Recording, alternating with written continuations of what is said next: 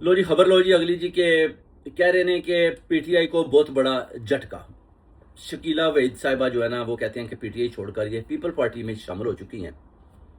अब काफ़ी लोगों से पता लगाया गया कि शकीला वहीद साहिबा ये कौन है।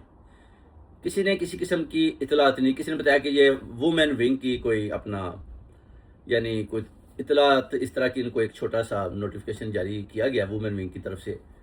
छोटा सा नोटिफिकेशन था इनको सेक्रेटरी इतलात का इस तरह का बना के शायद पेश किया गया कुछ दिनों के लिए। उसके बाद बताया गया है कि हमने जनाब इनको जो है ना तोड़कर अभी पीपल पार्टी में ज्वाइन कर लिया है। इससे पहले भी आपने देखा होगा कि याद सादक ने एक जगह विजिट किया और एक काउंसलर लेवल से भी छोटा आदमी था जिसको उन्होंने बोला जी कि पीटीआई को बहुत बड़ा दचका कि इसने भी पीपल पार्टी ज्वाइन कर लिया। अब शकीला वहीद जो है ना ये कौन है, यानी ओवरसीज जितने भी इधर उहदेदारान हैं उनसे भी पूछा कि जनाब किसी को कोई पता हो कि शकीला वहीद कौन है।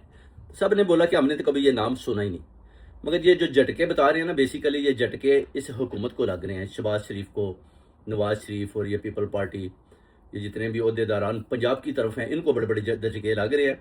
और सिर्फ इस तरह के वाक़यात बनाए जाते हैं और बताया जाता है कि जनाब हम देखें पीटीआई के जितने भी अहदेदारान हैं पाकिस्तान के अंदर वो अपने अपने अहदे छोड़कर दूसरी पार्टियों के अंदर शामिल हो रहे हैं।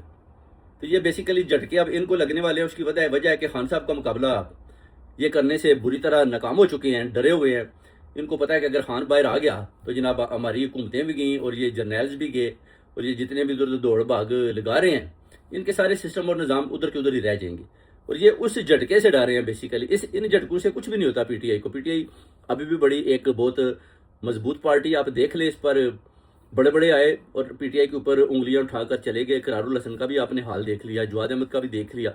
इससे पहले भी बहुत बहुत लोग बड़े बड़े आकर उन्होंने कोशिश की कि पीटीआई को झटका दिया जाए। और अब शकीला वहीद साहबा जो है इन्होंने क्या झटका देना, ना ही पीपल पार्टी में पंजाब के अंदर इतना दम है कि वो पीटीआई को झटका दे।